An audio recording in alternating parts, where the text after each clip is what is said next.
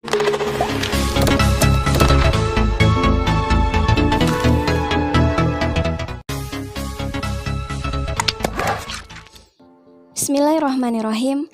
Assalamualaikum warahmatullahi wabarakatuh. Selamat pagi anak-anak. Di video kali ini kita akan kembali membahas materi kelas 4, tema 3, peduli terhadap makhluk hidup. Subtema 1, hewan dan tumbuhan di lingkungan rumahku.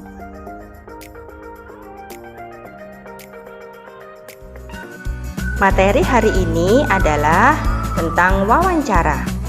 Sebelum kalian simak materinya, kalian perhatikan ilustrasi berikut ini. Menurut kalian, apa yang sedang dilakukan kedua orang ini? Ya, mereka berdua sedang melakukan wawancara. Apa itu wawancara? Wawancara merupakan kegiatan tanya jawab yang dilakukan untuk memperoleh informasi secara rinci tentang suatu hal atau peristiwa. Dalam wawancara, ada orang yang mewawancarai, yang kita sebut sebagai pewawancara. Dan juga ada orang yang diwawancarai, yang kita sebut dengan narasumber. Sebelum kalian melakukan wawancara, kalian harus membuat daftar pertanyaan. Ciri-ciri pertanyaan yang baik adalah sebagai berikut. Pertanyaannya harus sesuai dengan topiknya. Bahasa yang kalian gunakan adalah bahasa Indonesia yang benar. Pertanyaannya diawali dengan apa, siapa, di mana, kapan, mengapa, dan bagaimana. Jadi jawabannya bukan ya dan tidak. Pertanyaan tersebut harus menggali lebih banyak informasi. Pertanyaannya harus fokus atau tepat sasaran, dan antar pertanyaan berkesinambungan. Penjelasan materi di buku paket halaman 28. Keterampilan sebelum melakukan wawancara. Yang pertama, kalian harus membuat janji dan meminta kesediaan narasumber untuk diwawancarai. Yang kedua, tunjukkan kesan yang baik, misalnya dengan datang tepat waktu. Yang ketiga, berpakaianlah dengan sopan. Keempat, kalian harus berbicara dan bersikap dengan santun. Yang kelima, siapkan daftar pertanyaan yang sesuai dengan pokok permasalahan. Yang keenam, pertanyaan yang baik mengandung unsur adiksimba. Adiksimba itu singkatan dari apa, di mana, kapan, siapa, mengapa, dan bagaimana. Yang ketujuh, kalian harus berlatih agar tidak selalu membaca pertanyaan yang telah disusun. Selanjutnya adalah keterampilan ketika sedang melakukan wawancara. Yang pertama, kalian harus memperkenalkan diri sebelum wawancara. Yang kedua, kalian sampaikan tujuan wawancara. Kemudian kalian mulai wawancara dengan pertanyaan yang ringan. Juga cairkan suasana dengan menanyakan tentang kegemaran narasumber. Jika suasana sudah cair, baru hubungkan dengan persoalan yang menjadi topik wawancara. Selanjutnya kalian sebutkan nama narasumber dengan lengkap. Bawa buku catatan, alat tulis, atau alat perekam saat melakukan wawancara. Selanjutnya, dengarkan pendapat dan informasi dari narasumber. Yang kedelapan, hindari memotong ucapan narasumber agar keterangan tidak terputus. 9. Hindari minta pengulangan jawaban dari narasumber. Juga hindari pertanyaan yang berbelit-belit. Hormati petunjuk narasumber. Hindari juga pertanyaan yang menyinggung dan menyudutkan narasumber. Dan kalian harus mampu mengambil kesimpulan dan tidak semua jawaban dicatat. Selanjutnya adalah keterampilan ketika setelah selesai melakukan wawancara. Yang pertama, kalian mohon diri atau berpamitan. Kemudian ucapkan terima kasih karena narasumber telah berkenan untuk diwawancarai. Yang ketiga, sampaikan permohonan maaf jika selama wawancara ada hal yang kurang berkenan. Penjelasan untuk materi di buku paket halaman 32 dan 33. Selanjutnya, cara membuat pertanyaan wawancara. Pertanyaan yang diajukan saat wawancara bertujuan untuk menggali informasi secara rinci tentang suatu hal atau peristiwa. Pertanyaan wawancara dibuat seperti pertanyaan pada umumnya, yaitu menggunakan kalimat tanya. Berikut fungsi penggunaan beberapa kata tanya. Apa? Untuk menanyakan hal atau peristiwa yang terjadi. Contoh, apa hewan yang Bapak pelihara? Berapa? Untuk menanyakan jumlah. Contoh, berapa banyak hewan peliharaan Bapak?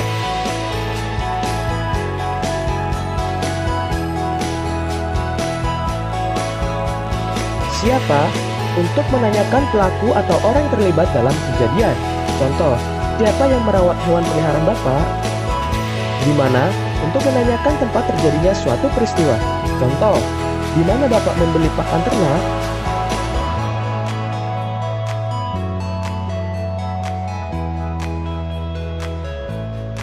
Kapan? Untuk menanyakan waktu terjadi suatu peristiwa. Contoh, kapan Bapak memberi makan hewan peliharaan? Mengapa? Untuk menanyakan penyebab terjadinya suatu peristiwa. Contoh, mengapa kandang hewan peliharaan Bapak harus dibersihkan secara teratur?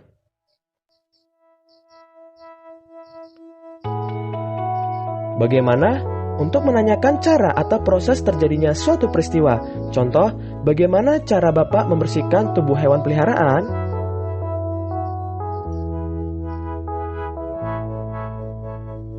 Selanjutnya, pertanyaan wawancara yang baik.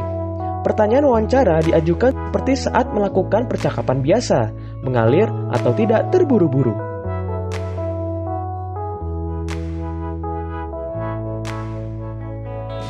Pertanyaan wawancara yang baik mencakup hal-hal berikut.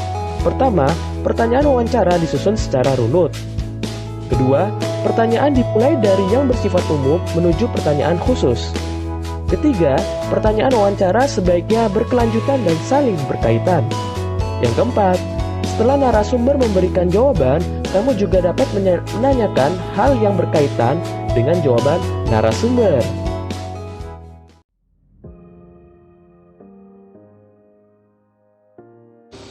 Indonesia memiliki tanah yang subur.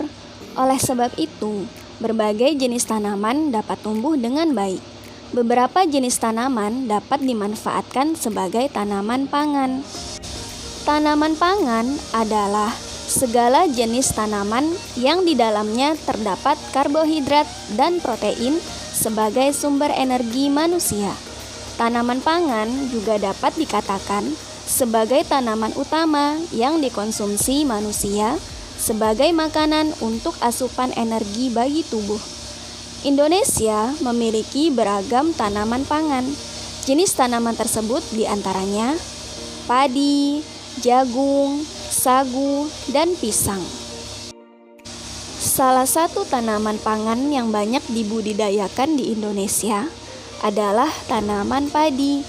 Tanaman padi dapat menghasilkan beras, dan beras dimanfaatkan sebagai bahan makanan pokok sebagian besar penduduk Indonesia.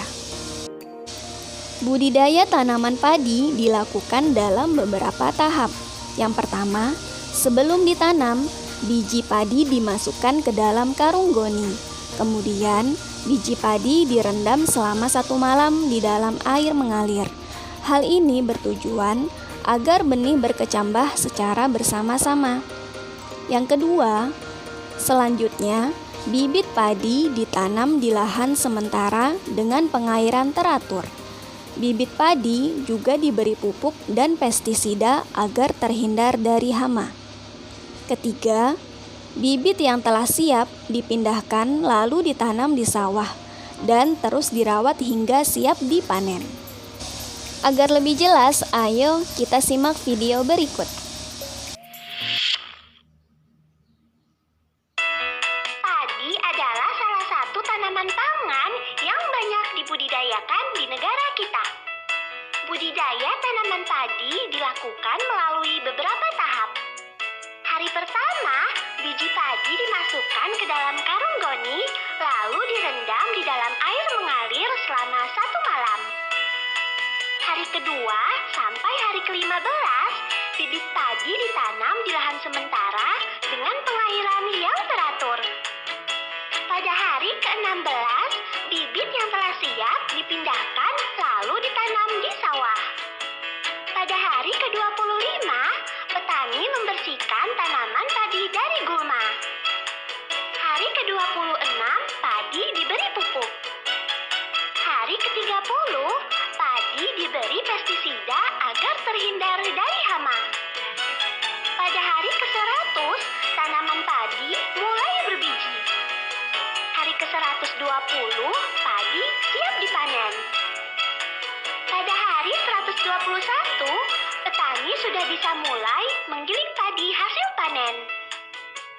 Hari ke-122 hingga hari 130, petani mulai menjemur gabah hasil penggilingan padi. Pada hari 131, gabah siap jadi beras.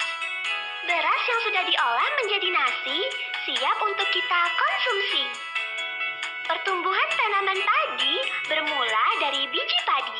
Biji padi yang direndam akan berkecambah.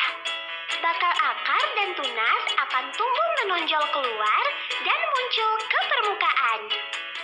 Batang padi akan tumbuh semakin memanjang. Bibit padi tumbuh menjadi padi muda. Padi muda tumbuh menjadi padi dewasa. Padi dewasa kemudian berbunga. Tanaman padi berbuah. Buah dari tanaman padi itulah yang disebut biji padi. Seperti tanaman lain, padi juga memiliki bagian-bagian tanaman. Bagian-bagian dari tanaman padi adalah akar, batang, bunga, daun, buah, dan biji.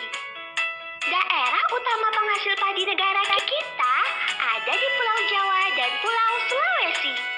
Di Pulau Jawa, daerah penghasil padi adalah Jawa Barat, Jawa Tengah, dan Jawa Timur. Sedangkan di Pulau Sulawesi, daerah penghasil padi adalah Sulawesi Selatan dan Sulawesi Utara. Nah, pengetahuanmu tentang tanaman padi sudah bertambah bukan? Dah! Tahap paling penting dari pertumbuhan padi yaitu saat perendaman. Lama perendaman biji padi harus diperhatikan. Sebaiknya biji padi direndam selama 1 malam. Jika biji padi direndam terlalu lama, maka akan menjadi busuk. Biji padi yang busuk tidak dapat berkecambah. Jika perendaman kurang dari 1 malam, maka perkecambahannya tidak merata. Perkecambahan yang tidak merata dapat memperlambat pertumbuhan tanaman padi. Penjelasan untuk materi di buku paket halaman 15. Tanaman bermanfaat bagi makhluk hidup lain, terutama manusia. Oleh sebab itu, kita harus menjaga tanaman agar tetap dapat dimanfaatkan. Berikut beberapa cara dalam menjaga kelestarian tanaman. Yang pertama, menjaga kesuburan tanah dengan menggunakan pupuk alami, seperti pupuk kompos atau pupuk kandang. Kedua, merawat tanaman. Ketiga, menanam lebih banyak tumbuhan yang bermanfaat. Keempat, menjaga tanaman dari hama dan tumbuhan pengganggu yang dapat merusak pertumbuhan tanaman.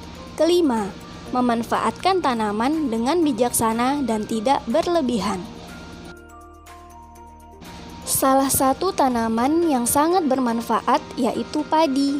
Berikut beberapa cara mempertahankan tanaman padi. Pertama, menjaga bibit padi agar dapat ditanam lagi. Bibit yang unggul akan menghasilkan padi yang unggul juga. Kedua, menjaga saluran air yang digunakan untuk mengairi lahan pertanian. Pengairan yang lancar dan cukup akan membuat padi tumbuh subur. Ketiga, menjaga lahan pertanian padi agar tetap dapat digunakan. Lahan pertanian jangan sampai digunakan untuk keperluan lain, misalnya untuk mendirikan gedung. Keempat, memperhatikan kebersihan lahan pertanian agar tetap bersih dari sampah. Sampah dapat menyebabkan banjir. Jika terjadi banjir, lahan pertanian akan rusak dan tidak dapat digunakan lagi. Kelima, memanfaatkan beras sesuai kebutuhan dan tidak berlebihan. Beras merupakan makanan pokok masyarakat Indonesia. Jumlah penduduk yang meningkat akan meningkatkan kebutuhan padi. Oleh sebab itu, kita harus lebih bijaksana dalam memanfaatkan tanaman padi dan jangan sampai membuangnya ya, sebab membuang sisa makanan termasuk perbuatan menyia-nyiakan harta, sehingga Allah sangat membencinya. Sayur, buah, dan udara segar dihasilkan dari tumbuhan. Setiap bagian tumbuhan dapat memberikan manfaat untuk kita. Tumbuhan terdiri dari akar, batang, daun, bunga, buah, dan biji. Setiap bagian-bagian tersebut memiliki fungsinya masing-masing. Ayo, kita simak video berikut. Hai, kita akan belajar bagian-bagian tumbuhan dan fungsinya. Setiap bagian tumbuhan memiliki fungsi yang berbeda-beda loh. Akar adalah bagian tumbuhan yang berfungsi untuk menopang batang agar tumbuhan dapat berdiri tegak. Selain itu, akar juga berfungsi untuk menyerap air dan unsur hara dari dalam tanah. Batang tidak hanya sebagai penyokong tubuh tumbuhan, batang berfungsi mengangkut air dan mineral yang diserap oleh akar.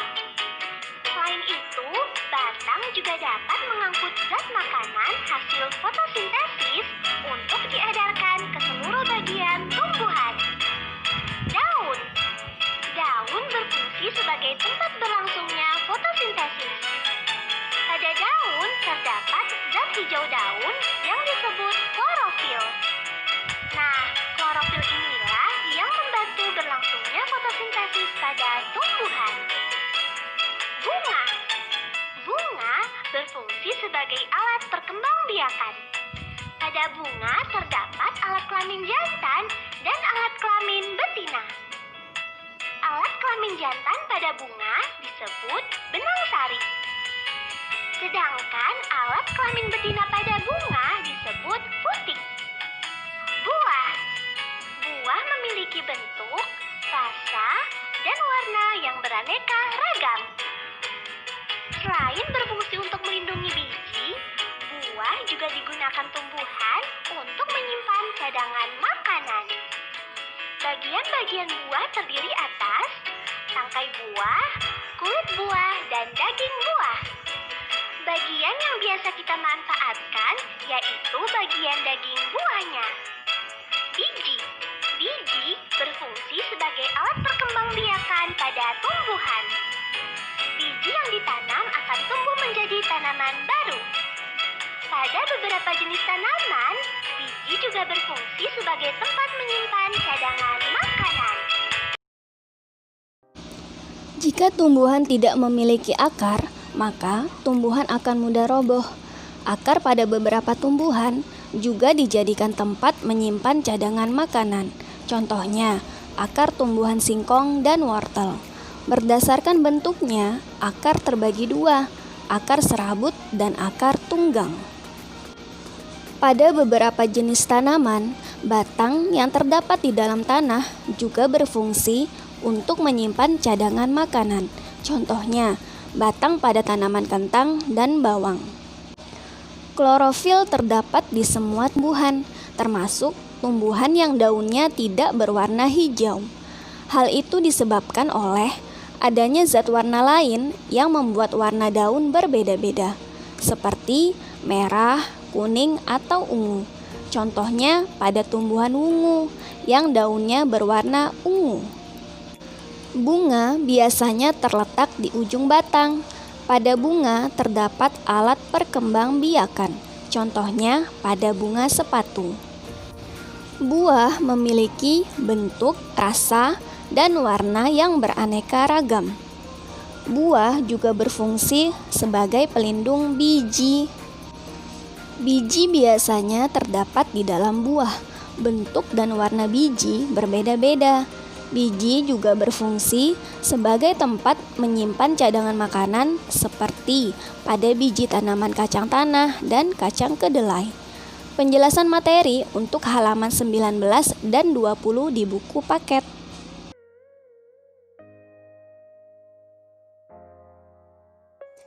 Indonesia memiliki bentang alam yang beragam. Bentang alam adalah bentuk muka bumi yang terbentuk karena proses alam. Ayo kita simak video berikut. Bentang alam Indonesiaku. Halo, kita akan belajar tentang bentang alam Indonesia. Tekan tombol mulai ya. Bentang alam adalah bentuk muka bumi yang terbentuk karena proses alam. Indonesia memiliki bentang alam yang beragam loh. Kita pelajari bersama bentang alam Indonesia yuk. Gunung, bukit, dataran tinggi, dataran rendah, pegunungan, perbukitan, sungai, danau, pantai, selat, teluk, tanjung, laut, rawa. Pilih satu persatu bentang alam, lalu perhatikan penjelasannya ya. Gunung adalah permukaan tanah yang menjulang lebih tinggi dari daerah sekitarnya, teman. Tingginya lebih dari 600 meter di atas permukaan laut.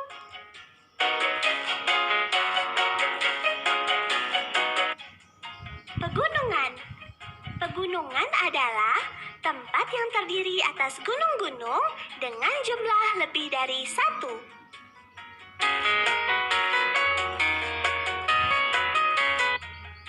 Perbukitan.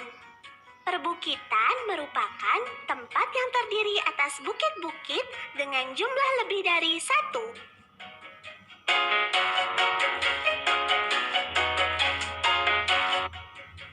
Bukit. Bukit adalah bentuk permukaan bumi yang agak menonjol dan mempunyai ketinggian 200 hingga 300 meter di atas permukaan laut.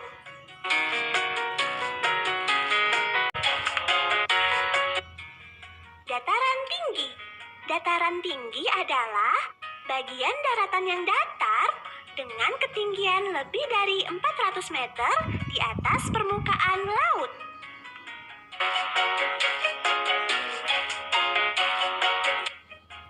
Dataran rendah.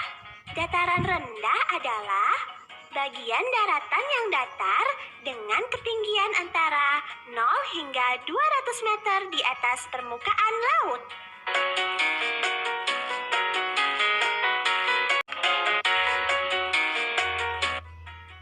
Danau. Danau adalah genangan air yang sangat luas dan dikelilingi oleh daratan.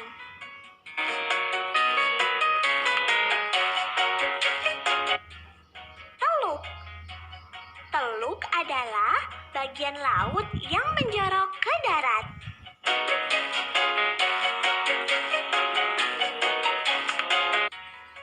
Tanjung.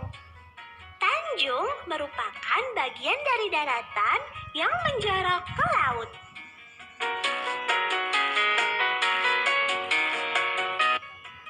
Sungai. Sungai adalah aliran air yang besar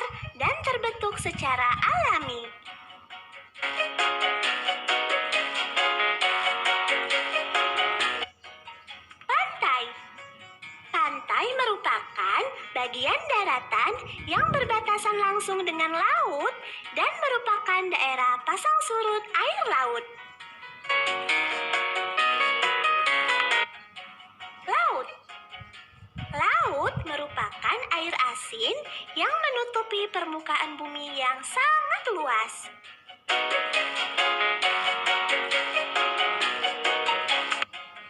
Selat. Selat adalah laut sempit yang menghubungkan dua pulau. Bentang alam di Indonesia sangat beragam. Bentang alam berpengaruh terhadap sumber daya alam dan kegiatan ekonomi manusia. Ayo kita simak penjelasan Pertama, berikut. dataran tinggi. Dataran tinggi adalah permukaan bumi yang ketinggiannya lebih dari 200 meter di atas permukaan laut. Dataran tinggi sangat cocok dimanfaatkan sebagai lahan perkebunan, peternakan, tempat rekreasi. Penduduk di dataran tinggi biasanya memiliki mata pencarian sebagai petani dan peternak.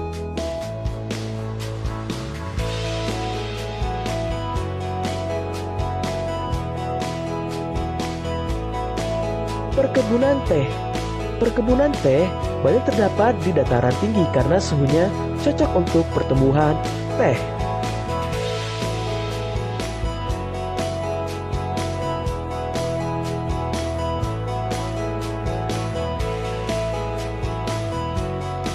Kedua, dataran rendah. Dataran rendah adalah permukaan bumi dengan ketinggian 0 sampai 200 meter di atas permukaan laut.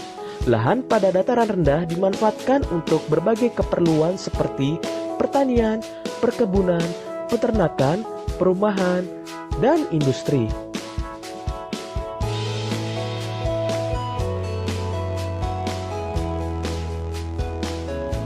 Hasil pertanian di dataran rendah. Contohnya tanaman padi. Pertanian padi termasuk contoh pemanfaatan yang banyak dilakukan di dataran rendah.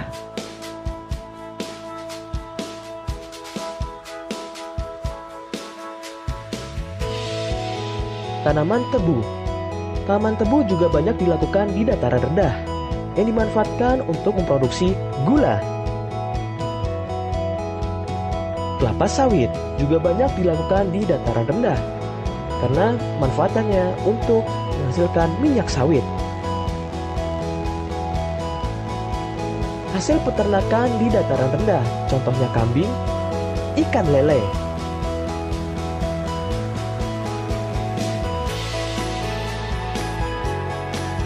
Mata pencarian penduduk di dataran rendah.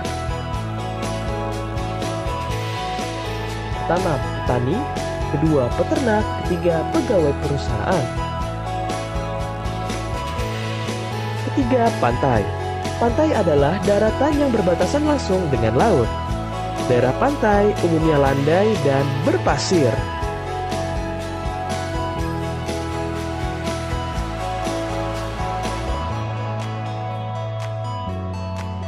Berikut beberapa contoh pemanfaatan pantai. Budidaya ikan laut, udang, cumi-cumi, dan rumput laut.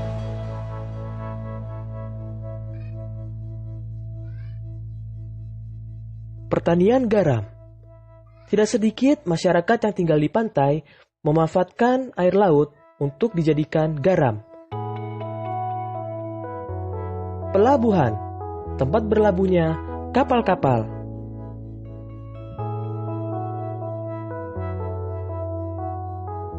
Mata pencarian penduduk di dataran pantai, pertama, nelayan. Kedua, peternak ikan. Ketiga, petani kelapa. Keempat, petani garam. Yang kelima, penjaga pantai.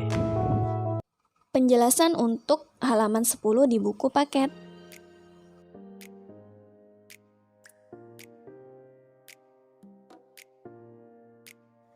Hak dan kewajiban merupakan satu kesatuan yang tidak boleh dipisahkan. Agar hak kita terpenuhi, kita harus melaksanakan kewajiban. Hak kita terhadap makanan yaitu mendapatkan makanan yang sehat dan bergizi. Kewajiban kita adalah bersikap bijak terhadap makanan, seperti mengambil makanan secukupnya, tidak menyisakan makanan, tidak membuang-buang makanan, tidak berlebihan dalam mengkonsumsi makanan, dan menghabiskan makanan yang kita ambil. Contoh lainnya pada tumbuhan. Hak kita adalah bisa memanfaatkan tumbuhan yang ada di sekitar kita. Misalnya, mendapatkan udara segar, pemandangan yang indah, dan berada pada lingkungan yang sehat dan bersih. Sementara, kewajiban yang harus kita laksanakan adalah memanfaatkan tumbuhan secara bijak dan melestarikannya. Misalnya, tidak merusak tumbuhan dengan tidak melakukan penebangan liar dan menanam serta merawat tumbuhan yang ada di sekitar kita dengan cara menyiram dan memberikan pupuk. Penjelasan ini untuk halaman 34 dan 35 di buku paket kalian ya.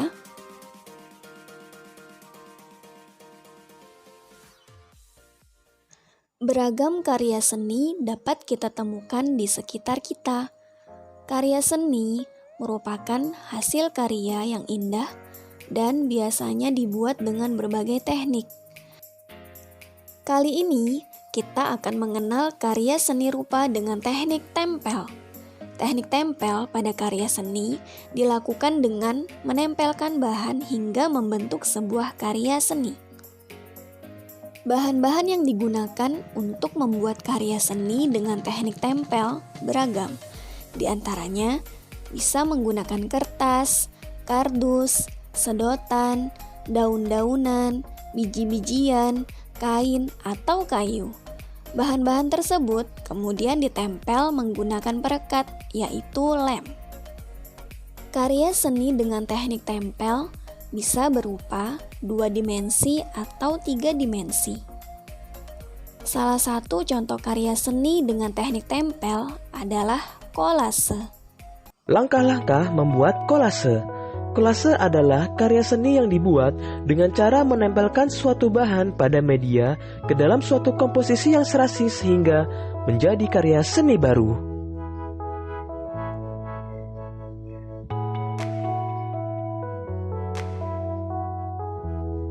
Berikut bahan-bahan yang dapat digunakan untuk membuat kolase.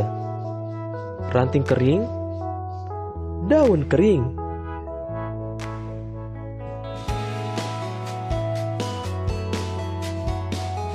mahkota bunga kering,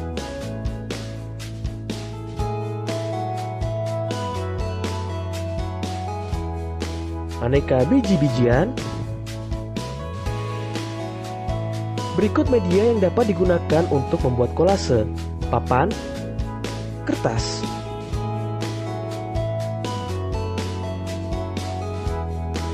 Beberapa hal yang perlu diperhatikan untuk membuat kolase. Pertama, pilihlah bahan alam yang mudah didapat. Kedua, tentukan tema kolase yang akan dibuat. Ketiga, potonglah bahan sesuai kebutuhan. Kemudian, tempelkan pada media dengan rapi. Setelah kita melihat berbagai contoh karya seni, kita dapat memberikan apresiasi pada seni tersebut. Selanjutnya, apresiasi terhadap karya seni kolase. Hasil karya seni dapat diapresiasi atau dinilai melalui pendapat. Dalam memberikan apresiasi terhadap karya seni, kamu harus memberikan pendapatmu sesuai dengan karya yang telah dibuat. Berikut contoh apresiasi hasil karya kolase. Karya kolase ini bagus dan indah. Menurut saya, kolase ini akan lebih baik jika ditambahkan bunga-bunga kering.